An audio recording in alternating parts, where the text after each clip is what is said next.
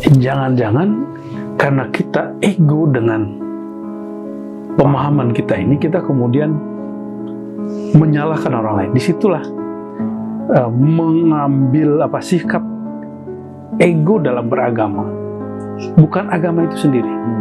Itulah penyebab orang itu konflik. Baru satu bab, baru percaya kepada Tuhan beda nama, beda sifat. Keyakinan kita tentang Tuhan sama nggak? Berbeda. Beda, serius. Tuhannya sama, cuma Tuhannya berbeda. Bahwa Allah itu ada, sama nggak? Sama. Tapi berbeda dalam memahami sifat-sifat Tuhan.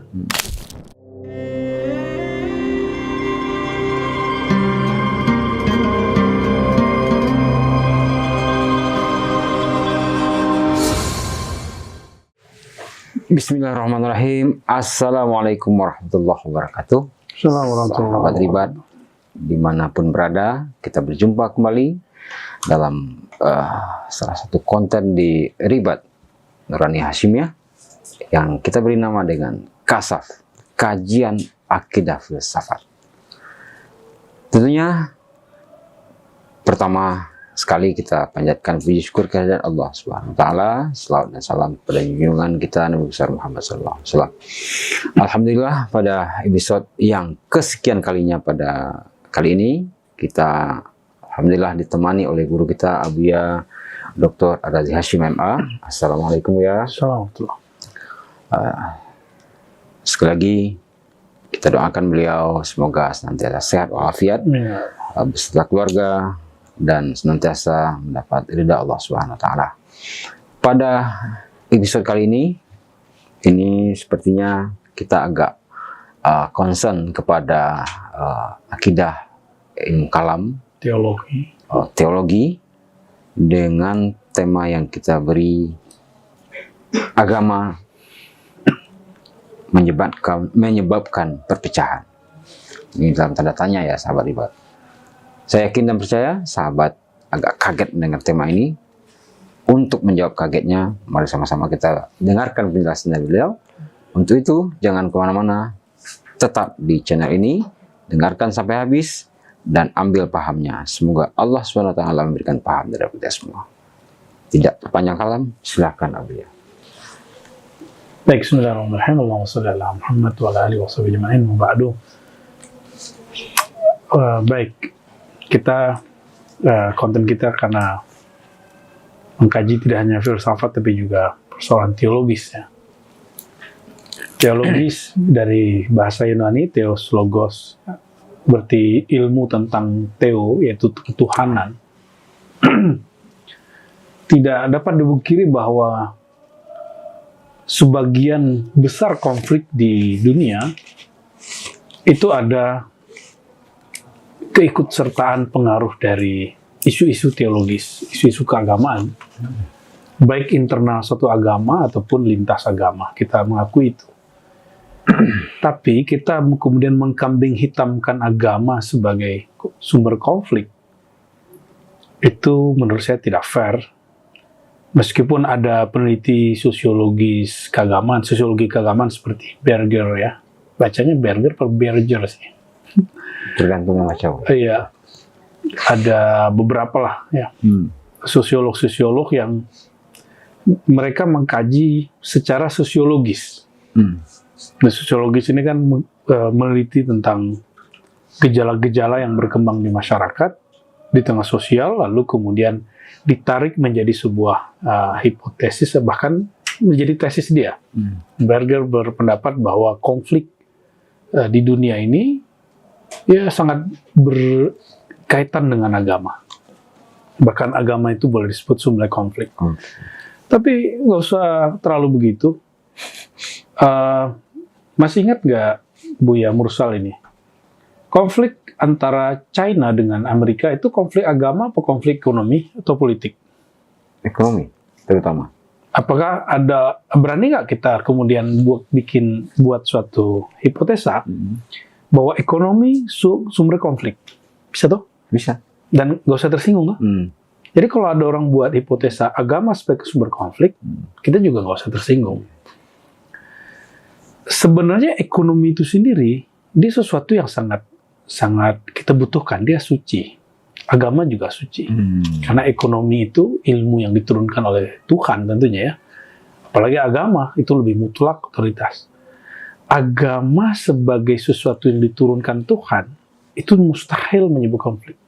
Tapi agama yang subjektif, yang dipahami oleh manusia, jadi agama dalam versi manusia, itu besar kemungkinan penyebab konflik. Tapi agama sebagai sesuatu yang absolut dari Tuhan, dari Allah, itu mustahil menyebabkan konflik, justru menyatukan. Tapi di Quran ada jawabannya sendiri. Jika Allah berkehendak, ya, maka Dia akan menjadikan satu umat saja. Ya. Artinya apa? Ini bocoran langit. Memang Tuhan tidak menginginkan bahwa ada satu umat. Karena Dia menciptakan alam ini betul-betul harmonis. Jadi ada interaksi antara orang yang berbeda. Dan ini yang kemudian kalau kita membaca secara tenang ya, ada surat cinta lah dari Tuhan, dari Allah, surah Al-Hujurat, bahwa Dia menjadikan manusia itu sangat different, sangat berbeda, sangat dinamis, sangat harmonis, lita'arafu, agar kalian saling menjaga sifat pengertian. Saya tidak menerjemahkan semata saling mengenal. Kalau kenal juga cukup. Ta'arufu ini bahasa yang sangat tinggi. Karena bahasa kalimat ta'arufu dari kata ta'arufa ya ta'arufu, ta'arufan. Ta'aruf itu suatu proses yang indah. Tapi kenapa hari ini ta'arufu menjadi proses yang penuh konflik? Ya. Artinya agama sebagai sesuatu yang berasal dari Tuhan, itu justru obat dari konflik. Tapi ketika agama, politik, ekonomi, terutama agama tadi, jika sudah masuk ke dalam subjektivitas manusia, dia mengalami proses pengerdilan makna.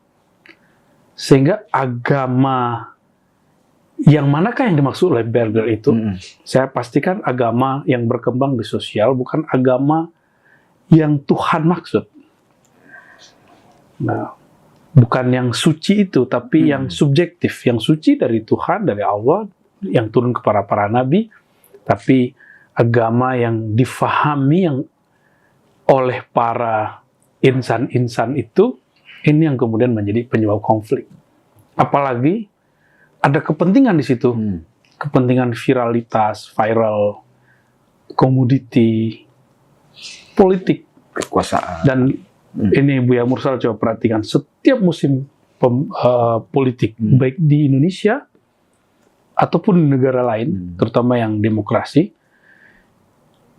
lembaga-lembaga keagamaan, tokoh-tokoh keagamaan, majelis-majelis keagamaan, majelis pengajian itu menjadi ramai. Didatangi, disambangi oleh orang-orang yang sedang berpolitik dan ingin meraup suara. Dan tidak sering, kita di beberapa tahun yang lalu, ya kita sudah menyaksikan bahwa agama itu dijadikan sebagai alat konflik, alat politik. Akhirnya, mereka berhasil dan itu membuat kita flashback kepada kejadian yang direkam dalam sejarah Islam atau sejarah semua agama, bahwa konflik politik itu akan menjadi seru dan menarik kalau orang modalnya sedikit. Jadikan agama jadi konflik, jadi sumber perjuangan politik. Dan itu terjadi. 2016 Indonesia, 2019 itu agak mirip dengan kejadian para sahabat dan para tabi'in, mereka konflik sesama mereka karena persoalan agama. Dan itu mengerikan sekali. Untungnya negeri kita lita'arafunya sangat kuat. Ya, proses ingin saling memahami, saling menghargainya agak kuat. Akhirnya itu terobati lagi. Dilakukan dengan indah gitu. Iya, mesti dilakukan dengan indah walaupun sempat pahit-pahit juga ya. Jadi Jika yang dimaksud agama sumber konflik, saya berbaik sangka karena di dunia akademik, yang dimaksud oleh Berger itu adalah agama yang sudah didirupsi di dalam mindanya manusia, jadi dalam pemikirannya manusia, bukan agama yang absolut dari Tuhan itu. Gitu. Oke. Berarti kalau seperti itu, pemahaman manusia, atau mungkin dalam bahasa lain pemahaman umat terhadap agama tertentu, juga bisa mempengaruhi terhadap sikap atau keputusannya, Bu? Iya, pasti. Contoh gini, saya seorang aswaja, misal, Buya Mursal ini Salafi. Keyakinan kita tentang Tuhan sama nggak? Berbeda. Beda, serius. Tuhannya sama, cuma pemahamannya berbeda. Bahwa Allah itu ada, sama nggak? Sama. Tapi berbeda dalam memahami sifat-sifat Tuhan. Dan sudah lihat konflik Aswaja dan Wahabi hari ini? Jadi ternyata percaya kepada Allah rukun iman pertama antara Aswaja, Ahlussunnah wal Jamaah yang umum, dengan Wahabi itu beda. Tuhannya beda nggak? Tidak. Tahu dari mana? Kan sudah beda itu. Tuhan yang disubjektifkan atau yang sudah dipahami dalam mindanya orang Salafi, itu beda dengan Tuhan yang disifatkan di dalam orang-orang Aswaja. Contoh, Ustadz-ustadz Salafi hari ini mengajarkan, saya nggak usah sebut namanya, bahwa Tuhan itu bertempat di atas aras. Tuhan itu turun sepertiga malam terakhir dan masuk ke alamnya. Ya, siapa yang meyakini Tuhan tidak bertempat di tempat yang tinggi, maka dia sama dengan ateis. Ulama Aswaja seperti NU, Tarbiyah Islamiyah, Khairat, NW, itu tidak percaya itu. Dan justru meyakini bahwa Allah itu sudah ada sebelum benda dan sifat dan tempat. Maka ketika Allah menciptakan aras, Allah tidak menempati aras. Tapi ini dianggap logika itu bukan logika beragama, itu logika filsafat oleh Salafi. Karena Ibnu Taimiyah, imam mereka, menganggap filsafat itu haram. Artinya, ini anggap nih, coba posisikan Buya Mursal ini sekarang sebagai Salafi. Berarti Tuhan kita sama apa beda? Beda dong. Beda dari sisi kita atau beda dari sisi Allahnya? Dari sisi kita. Oke, itu yang disebut bertuhan secara subjektif. Itu beda dengan Tuhan secara objektif. Kira-kira yang benar yang mana? Harusnya objektif. Yang objektif yang mana? Objektif. Kan dua-duanya mengklaim paling objektif. Ya kan? Saya akan bilang, saya lebih objektif dari Anda juga sama. Saling klaim ya? Ya, tapi inilah yang dimaksud dalam Al-Quran. Seharusnya baik Aswaja ataupun Wahabi atau Mu'tazilah itu faham Syiah, faham laisa kamitslihi syai'. Dalam surah Asy-Syura 11 itu. Dia tidaklah seperti semisal sesuatu pun, baik yang kamu bayangkan, wahai Aswaja, ataupun yang kamu bayangkan, wahai Salafi, wahai Mu'tazilah, wahai Syiah. Tuhan Maha Suci dari yang kamu bayangkan itu. Itu yang disebut transcendent. Ya. Artinya apa? Jangan-jangan karena kita ego dengan pemahaman kita ini, kita kemudian menyalahkan orang lain. Disitulah mengambil sikap ego dalam beragama. Bukan agama itu sendiri. Itulah penyebab orang itu konflik. Baru satu bab, baru percaya kepada Tuhan beda nama, beda sifat. Itu sudah konflik. Itu Ibnu Taimiyah sampai mati dalam penjara. Itu hanya persoalan ini. Ya. Konfliknya sampai kemana? Sampai dia dipindahkan dari pengadilan di Damaskus, dipindahkan ke pengadilan yang ada di Mesir. Sampai begitu konflik ini berjalan. Al-Qushairi jauh sebelum Ibnu Taimiyah diusir sampai 2 kali dari kota kampungnya sendiri. Gara-gara ini juga? Persoalan sifat. Karena dia menerima takwil. Ibnu Hibban, penulis Sahih Ibnu Hibban, diusir dari kampungnya dan dikafirkan karena dia nulis di kitab Al-Majruhin, orang-orang yang tereliminasi dalam riwayat, karena dia mengatakan Allah Maha Suci dari arah dan tempat. Itu muqaddimah. Ya. Lalu dia diusir oleh kawan-kawannya sesama ahli hadis. Padahal dia lebih ahli hadis daripada yang lain. Maksud saya sederhana bahwa jangankan lintas agama, internal agama, dan ini terjadi dalam dunia Muslim, Islam, Kristiani kah, Buddhis kah, Hindu kah, bahkan Yahudi. Apapun agamanya itu akan terjadi. Jadi ketika Tuhan yang suci itu direduksi dalam satu pemahaman person-person, dia akan menjadi subjektif dan kebenarannya tidak mutlak. Tapi orang itu menganggap pemahaman dari Tuhan itulah yang sebenarnya, bahwa Tuhan ya seperti itu. Yang beda dengan saya berarti beda dengan Tuhan. Ya. Nah, disinilah mulai konflik. Ya. Barangkali itu. Nah, kemudian di samping kepada pemahaman tadi, yang sedikit mengkhawatirkan sesuai dengan tema kita di awal tadi ya, bahwa agama membuat perpecahan itu.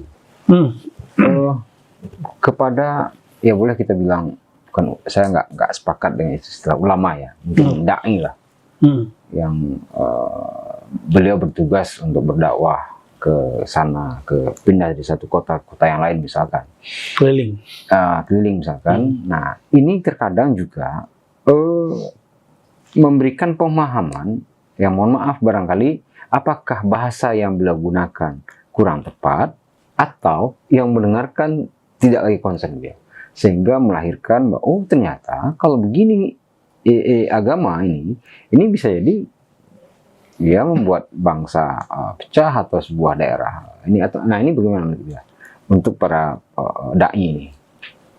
Dai, pengkhotbah, kalau di kita ya ustadz ya, kiai, gus, habib.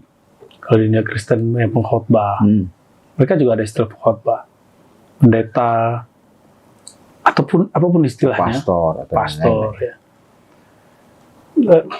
Apakah sumber konflik itu dia atau masanya, kan gitu ya? Sebenarnya dua-duanya, tapi yang paling penting itu adalah kata-kata. Jadi kalau orang melihat sumber konflik itu ma'ubbir bil lisan, sesuatu yang diekspresikan dari kata-kata. Nah, diksi kata-katanya itu mesti kemudian dipilih. Oleh karenanya, seperti Ibn Rus misalnya, menganggap ada beberapa teks dia tidak boleh dibuka secara terbuka pemahamannya di kalangan awam, karena justru teks ini jika dibaca awam salah paham. Contohnya ada teks yang mesti ditakwil, jika ditakwil malah kafir. Ada teks yang tidak boleh ditakwil, ada yang ditakwil, ada yang tidak ditakwil. Jika dua-duanya tidak dilakukan di ayat itu, maka terjadi kekufuran. Misalnya ketika ada teks di hadis, wahai hambaku, aku sakit karena engkau tidak menyembuhku. Begitu firman Tuhan di hadis qudsi, bukan Quran. Itu hadis Sahih Muslim. Hadisnya valid. Kata Ibn Rus, ini jika tidak ditakwil, jika tidak dimaknai dengan makna yang sebenarnya, harus makna yang majazi, maka orang akan kafir. Kenapa? Dia meyakini Tuhan sakit. Gitu. Tapi ada teks yang tidak perlu ditakwil. Seperti misalnya ada teks-teks tentang hukum, ya, teks-teks tentang bahkan Allah Maha Esa, Qul Huwallahu Ahad, nggak perlu ditakwil lagi. Justru kalau orang takwil maka akan terjadi kejanggalan. Ya, ya seorang orator ya barangkali prinsip-prinsip para imam ini perlu kita ambil, bahwa ada ungkapan dalam hadis Abu Daud, anzulun nas manazilahum, bersikaplah kepada orang sesuai dengan tahapan intelektualnya. Artinya jika dia levelnya level awam, dia sifatnya doktrin atau mau izoh hasanah, retorika. Tapi kalau orang yang agak menengah, dia sifatnya adalah dialektika. Jadi mesti punya alasan. Tapi kalau orang-orang yang sudah advance, para pemikir ulung, dia dengan pembuktian burhani, baik burhani akli ataupun tajribi ya, bahwa terapan, baik secara murni akal ataupun terapan. Ya. Nah itu yang sudah level mutlak. Tergantung dia sedang bicara ke siapa. Dan hal yang sama mesti dilakukan pembungkusan. Ada yang bisa dibungkus sekaligus, ada yang untuk dibagi semua, ada yang mesti balutannya beda-beda. Ya, jadi teks itu boleh disampaikan seperti Nabi Muhammad SAW. Tema yang dia pakai sama, yang beliau pakai sama, tapi beliau menggunakan term alfaz, lafaz, kata-kata yang berbeda ketika berbicara dengan Badui, dengan berbeda bicara dengan Umar, dengan sahabat, Utsman, Ali, sahabat-sahabat yang educate, yang terpelajar. Padahal yang mau disampaikan sama, bahwa tiada yang berhak disembah kecuali Allah gitu. Barangkali itu, mungkin itu yang bikin kawan-kawan kita tidak sanggup juga memikirkan yang kita pikirkan, misalnya. Atau kita nggak suka apa yang disuka. Itu perbedaan kata-kata sebenarnya. Nah, sedikit lagi mungkin biar di episode ini tentang paham keagamaan tadi. Mungkin beberapa dekade belakangan ini, ya meskipun dalam sejarah juga telah membuktikan bahwa perbedaan pandangan, pemikiran, paham tadi juga sampai kepada tahap pertumpahan darah, perang dan lain sebagainya. Dan dewasa ini atau akhir-akhir ini kan tidak saja pertumpahan darah, tetapi pertumpahan ide, imajinasi, ya kalau kita lihat sekarang di era digital gitu ya. Nah, menurutku ya, apa kiatnya ini supaya orang tidak terdoktrin atau tidak picik dalam memahami agama ini, supaya tidak meminimalisir perpecahan ini. Ini maksudnya. Pertanyaannya. Kalau ada klaim bahwa agama itu sumber konflik, tadi kita sebutkan itu agama yang sudah tereduksi dalam kepicikan subjektivitas manusia. Maka penawarnya apa? Supaya konflik itu kemudian menjadi netral kembali, aman kembali. Obatnya adalah agama itu sendiri yang dikembalikan ke sumber murninya. Oleh Allah maksudnya. Iya, jadi pahamilah agama itu sebagaimana si pengirimnya itu mau, yang sudah kemudian ditranslate dengan baik oleh utusan-utusannya, yaitu para nabi, para rasul.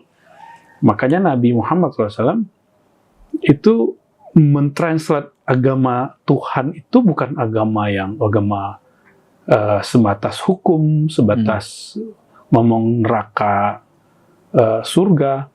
Tapi ada satu kalimat misalnya, Inna rahmati sabaqat ghadabi. Rahmatku, kasih sayangku lebih dahulu daripada marahku, kebencianku. Berarti kemurnian agama itu, ini rumus utamanya. Kalau ini yang dipakai, mungkinkah si Berger itu dan teman-temannya dan semua orang-orang yang berpikir bahwa agama sebagai konflik, atau justru agamalah yang mengajarkan cara mengatasi konflik? Jadi bagi saya punya tesis yang berbeda, hipotesa yang berbeda dengan Berger dan orang-orang yang pro dengan dia. Justru penawar dari konflik di antara masyarakat itu adalah kemurnian beragama. Nah, sebagaimana konflik dari yang muncul di masyarakat adalah kerancuan beragama. Ya. Atau disorientasi orang-orang dalam beragama. Maka dia harus kembali lagi kepada on the track, dia harus kembali kepada jalannya kembali. Memang nanti agama akan jadi obat. Nggak usah jauh-jauh. Nabi Muhammad itu dilahirkan dan masuk ke wilayah-wilayah yang punya konflik. Bahkan beliau menjadi korban dari orang yang suka bikin konflik. Ketika masuk ke satu wilayah itu sudah diracuni oleh konflik yang sudah ada di tempat beliau ini. Sebelumnya. Ya. Tapi dia tidak menanggapinya dengan konflik yang baru. Dia menanggapinya dengan tadi. Kasih sayangku mendahului kebencianku. Jika ini yang muncul, jadi apapun agamanya, apapun mazhab alirannya, kelompoknya, mestinya dia kembali ke ini. Inilah kemurnian agama. Bahwa kasih sayang di atas semuanya. Kalau begitu, mungkinkah konflik Asy'ariyah dengan Salafiyah mencuat seperti hari ini? Yang ada kan ego aliran, ya, ego mazhabi, ego kelompok. Kalau ego itu bagian dari Ghadabi, karena orang ketika berbeda pandangan dia akan marah dengan orang beda sama dia. Kenapa? Dia merasa, gue nggak dihargai, gue nggak benar. Kan seperti itu. Karena Anda merasa memiliki kebenaran. Kita tidak memiliki kebenaran, kita sedang berusaha mendekati kebenaran itu. Kalau orang berpikir begitu, maka kasih sayang akan menguasai dirinya, bukan kemudian kalah oleh kebencian. Jadi, saya punya hipotesa lain. Justru kemurnian agama adalah penawar konflik yang disebabkan oleh kerancuan beragama. Ditunggu jurnalnya nanti ya. Oke, siap. Luar biasa dia. Sahabat, episode demi episode, nggak tahu ya apa saya yang ini semakin kesini semakin menarik dan bahasannya juga semakin berkembang. Dan untuk episode kali ini lebih concern kepada teologi atau ilmu kalam. Nah, karena sesuai dengan kontennya adalah kajian akidah filsafat yang disingkat dengan kasaf. Barangkali terjawab ya, sahabat-sahabat ribat dimanapun berada, apakah memang agama itu menjadi sumber dari perpecahan, atau justru ketika kita kembali kepada agama yang sungguhnya, justru dia bisa sebagai pendamai, dia bisa sebagai juru selamat, dan dia bisa menebarkan kasih sayang kemanapun dan kepada siapapun juga. Terima kasih Abu ya. Mudah-mudahan Abu ya selalu sehat, beserta keluarga juga, dan senantiasa berlimpah rahmah dan berkah Allah SWT. Amin. Baiklah sahabat ribat, kami ingatkan bahwa seperti biasa ada running text kah, atau pojok kanan atau pojok kiri, ada pesan-pesan untuk sahabat yang bisa sahabat baca, dan tentunya pesan itu bisa disampaikan kepada keluarga juga bahwa Surau Ribat Nurani Hasyimiyah akan, insya Allah pembangunan tahap 2 akan segera dimulai. Itu saja, perbanyak maaf, dan semoga bermanfaat di episode kali ini, dan tentunya untuk kami pribadi dan untuk Anda semua. Wassalamualaikum warahmatullahi wabarakatuh. Bangun istanamu di surga bersama program Wakaf Surau Ribat Buaran. Ribat Nurani Hasyimiyah merupakan pusat kajian ilmu keislaman khususnya dalam bidang akidah, fikih, dan tasawuf yang juga menjadi tempat halaqah zikir. Didirikan dan diasuh oleh Abu Dr. Haji Ar-Razi Hashim M.Ahum dan menjadi sebuah yayasan secara resmi pada 18 November 2021. Cikal bakal kehadiran yayasan ini sudah ada sejak 2011 dan dengan spirit yang dibangun sejak saat itu, hingga sekarang Ribat Nurani Hasyimiyah terus aktif mengadakan kajian dan zikir secara rutin. Pada awalnya, seluruh kegiatan ribat terpusat di Komplek Ruko Ciputat Indah Permai dengan kapasitas sekitar 70 orang. Seiring berjalannya waktu, antusiasme jemaah terus bertambah sehingga kapasitas ruangan kurang memadai untuk menampung sejumlah hadirin. Inilah yang menjadi salah satu tujuan pembangunan surau ribat yang saat ini sudah masuk tahap konstruksi sejak 1 Agustus 2024. Selain untuk memfasilitasi ruangan kajian yang lebih kondusif, surau ini juga dibangun untuk berbagai kegiatan ke depannya. Salah satu di antaranya juga untuk kegiatan zikir dan suluk bagi para salik. Untuk itu, kami mengajak para sahabat untuk turut serta dalam menebar manfaat dan syiar dakwah melalui program wakaf pembangunan surau ribat Buaran. Wakaf bisa disalurkan melalui nomor rekening yang muncul pada layar atau juga bisa melalui website resmi kami di wakaf.nuroniyahofficial.com. Melalui website tersebut, sahabat bisa mendapatkan informasi terkini seputar perkembangan pembangunan surau. Untuk memulai wakaf, cukup klik donasi sekarang, lalu pilih nominal yang tersedia atau silakan masukkan sendiri nominal yang ingin diwakafkan. Klik tombol lanjut ke pembayaran dan sahabat bisa masukkan nama serta nomor WhatsApp yang nantinya akan digunakan untuk mendapatkan pesan wakaf secara otomatis. Sahabat juga bisa memberikan doa terbaik sebagai bentuk dukungan untuk pembangunan surau. Terakhir, klik transfer sekarang untuk memproses data wakaf sahabat. Untuk segala bentuk dukungan dari para sahabat semua, kami ucapkan terima kasih. Jazakumullah ahsanal jazaa wa barakallahu fiikum.